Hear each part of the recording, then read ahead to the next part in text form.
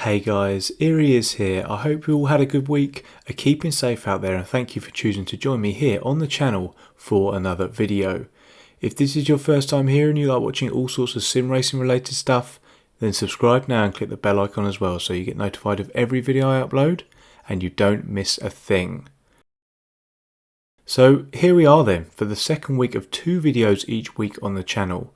This one was a struggle to get out to you guys, as I'll get onto later, but I hope you're enjoying the extra content, which is aimed to keep us all, including myself, entertained as a much needed distraction during this difficult time.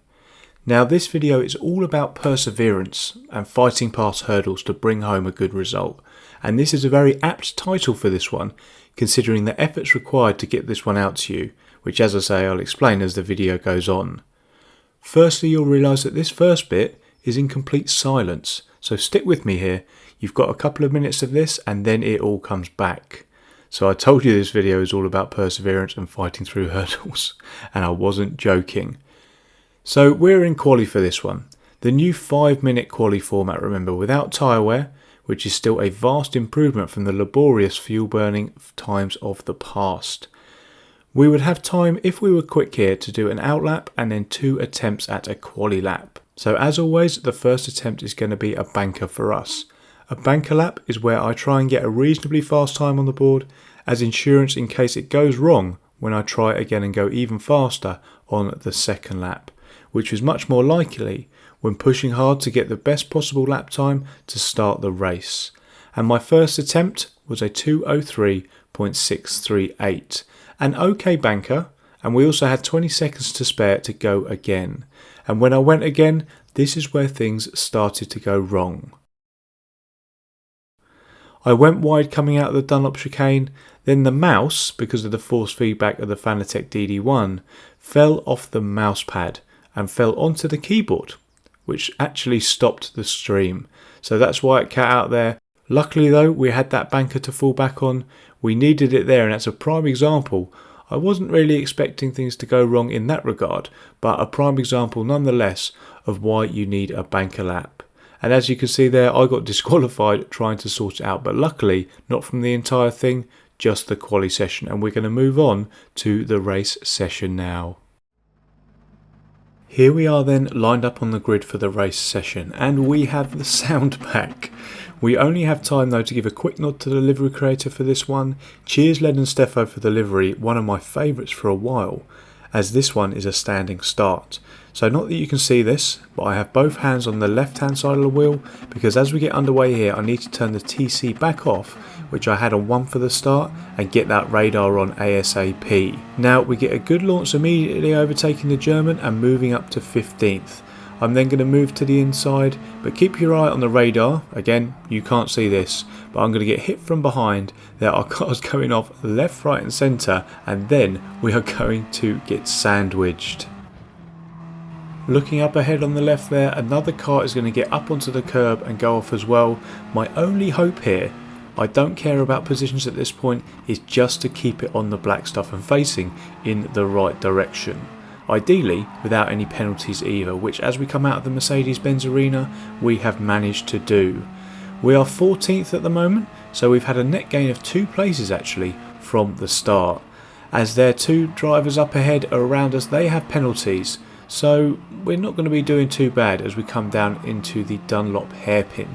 Immediately the Frenchman is going to serve his. You can see him pulling off the line there, and up ahead the pole as well has served his penalty. So after going from 16th to 14th, we're now up to 12th. So all in all, not a bad start in this one. As always in these longer races here on Gran Turismo Sport, we're going just to try and settle down here, get into some sort of rhythm and see what the race brings us. So whilst we have some time and we're continuing to settle down here over this first phase of the race, it's probably a good time to introduce the race here. This is the next round, for me, of the FIA Nations Cup. We're in the Group 4s here at the Nürburgring, thankfully the GP layout and not the Nordschleife. I have chosen the Alpha for this one, mainly because everybody else was using it. We have 10 laps here, so a decent race length, and we are door number 15. So looking back at quali, we qualified a place below where we should have been, but have already made up for this. There were tyre requirements in this one as well. You had to use mediums, that was about it. So for me, I started on the softs and I'm going to go for as long as the tyres feel good. I'm going to try not to look at everybody else and see what is best and feels best for me. When they start to feel like they're going off and my lap times start dropping, then I'll come in for my only stop and put on those mediums till the end of the race. Up ahead, as you can see here, the Frenchman at the end of the lap 2 is going to come in. He started on mediums, as you're going to be able to see here, which means he's getting rid of the harder tyre earlier, which means he gets onto the softer earlier as well, but then he's going to have a much longer stint of 8 laps on the softs, or he's going to have to come in for another pit stop. He could be cutting it fine towards the end of the race there, but let's see. The main thing is, I'm not going to be swayed by this. As I say, I'm going to stick to my own strategy and do what I believe is best for me and suits my driving style, which, as I say, doing the little things right is exactly what I try to do. So doing the little things right, as I say, staying out of trouble and avoid getting any penalties and staying conservative with my tyre and fuel management. That's pretty much my driving style. And while I try and deliver that, I'm going to address the elephant in the room.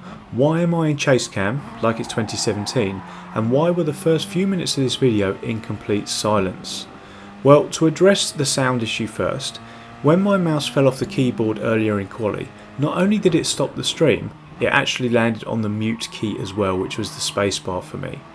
And I didn't actually realise this until all the way through to 5 AM on Wednesday morning, when I was sat down ready to record the voiceover. So I had to go back, record the replay which you're watching here, and thankfully I always save this as a contingency, and I thought I'd switch it up as my usual view. The roof view looks a bit rubbish in replay mode. YouTuber problems. Others who create content will understand, I'm sure, but I couldn't let this challenge stop me from getting a video out to you guys, as much as I thought, sod it, I can't be bothered. So whilst not perfect and not to the standard that I would normally expect or that you guys are used to, I hope you enjoy it nonetheless, as in my view, a poor version of one video is better than no video. But let me know in the comment section down below if you think I just shouldn't have bothered. The eagle-eyed amongst you would have noticed that the Frenchman, who was right up at the sharp end of the grid, dropped it earlier in the lap. So we took that place and found ourselves up in 10th position. That is why it's so important, guys, to stay within your limits and be smart about the battles you choose to fight. Because it doesn't matter how fast you are, lap to lap, if you drop it or get into it with someone, you'll always be down below the slow, steady and boring people like me, who are just waiting, circulating like vultures, ready to eat up any scraps and any positions, capitalising on people's mistakes. Moving ahead here to the end of lap 4, my tyres still feel good at this point. I've tried to look after them as always, not asking them to do too much so that they last longer. Up in front you'll see all 3 of the guys are going to come in. They were all on mediums as well, which I was slightly worried about at this point, as I was keeping up with them, but potentially only because I was on the softer tyre, which means I could be in for a few problems later on when they get out onto the faster compound. But I had to try and again stop myself from thinking about that and not be swayed, concentrating on my own race.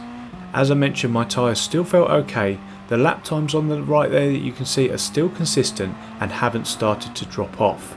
So we're going to plough on here and see how long we can keep up this pace for before we need to come in.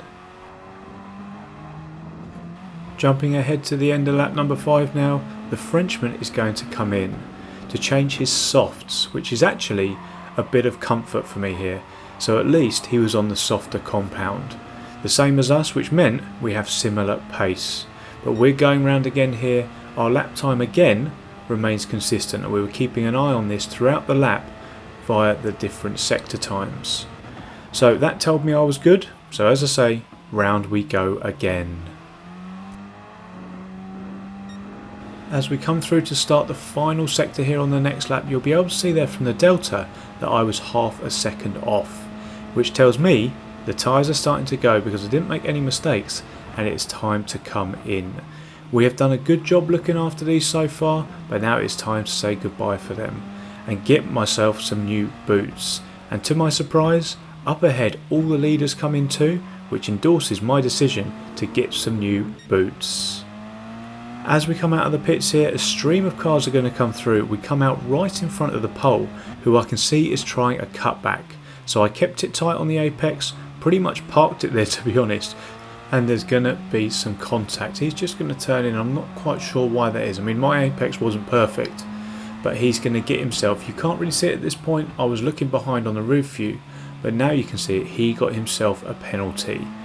He's going to go around the outside of us there to take our 9th place, which means we're down to 10th now. We also, as you can see there, have the Frenchman right behind us who was in trouble earlier on. He's going to go down the inside here. Somebody else is off on the right, and I'm just going to brake a little bit earlier because 2 certainly does not go into 1 in that corner. He's going to put his hazards on to say thank you, but he's going to really wish that he hadn't overtaken me. Look up ahead here, there's going to be contact between himself and the recovering pole, and then I have to slam on my anchors to avoid hitting him. You're probably thinking, Rory, that wasn't too bad, but actually, well, the issues for the Frenchman weren't done yet. I'm going to jump this forward a lap or so now, as you aren't going to believe what happens next to him. So here we are then, exactly 1 lap ahead, and things are looking pretty much like they did before. Another Frenchman up ahead is going to have a penalty. The pole is going to make contact with him as he recovers. He's going to veer across the track and get taken out by the Frenchman, who takes himself out right in front of us.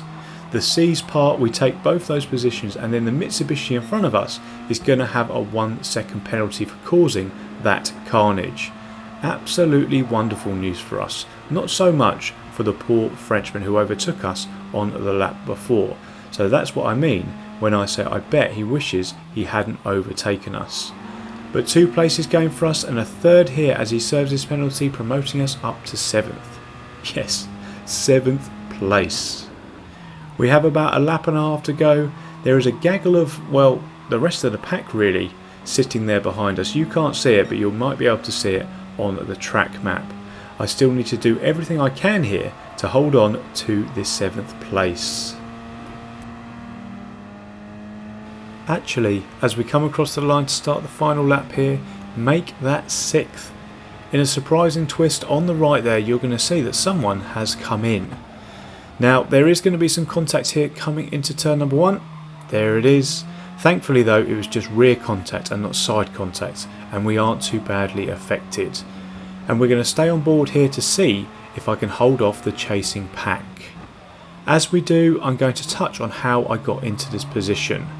Now, I'm really disappointed that the replay footage has to be shown here and the onboard can't be, because it was one of my favourite races for a long time. I always champion trying to stay clean and out of trouble, and this just endorses how good that strategy can be. I was a long way from behind the quickest driver out there on track, as you could have seen by quali, but as I mentioned earlier, you can be as quick as you want, but the smartest drivers often win, not the quickest. I have no right to be up here. We're in 6th in the order, door number was 15. I qualified 16th, but by knowing my strengths and weaknesses, I executed my strategy that was best for me, and we find ourselves in one of my strongest finishes for some time. Now, I cannot bang on about this and recommend this way of thinking enough for you guys. It works, the proof is in the pudding right here, and you can see, well, you would have been able to see how happy I was with the result in the wheel cam in the bottom left. But obviously we've had to persevere here. I've apologised for how bad the quality is in this one. This is not the standard that I want to put out, and it's certainly not the standard you guys expect of my channel. But I felt that putting a video out of this quality and kind of doing what I could to give you guys what I committed to was better than no video at all. So as we come around the final corner here, we're going to collect our 6th place. Again, you would have seen how excited I am, but the wheel cam is not there. And also, you would have seen our 6th place being confirmed. but you won't see that either. So let's jump straight into how our driver rating has been affected. So we have gained a fair chunk of driver rating as a result of that one, just under 800 points to be precise. I was very happy with that, and as I say, I hope it shows all you guys out there that you don't always need to be the quickest on GT Sport to bring home a good result there. And on that positive note, I'm going to try and forget all the negatives, put this one to bed, and I'm going to end the video there. But as I say guys, I hope you enjoyed that video even if the quality wasn't quite where I wanted it. If you did, please do hit that like button and make sure you're subscribed if you haven't already. We also have merch too, so go check out the Teespring store below and go get yourself some of that if you want to support the channel that way. But thanks again so much for watching guys, and I will see you in the next one. Cheers.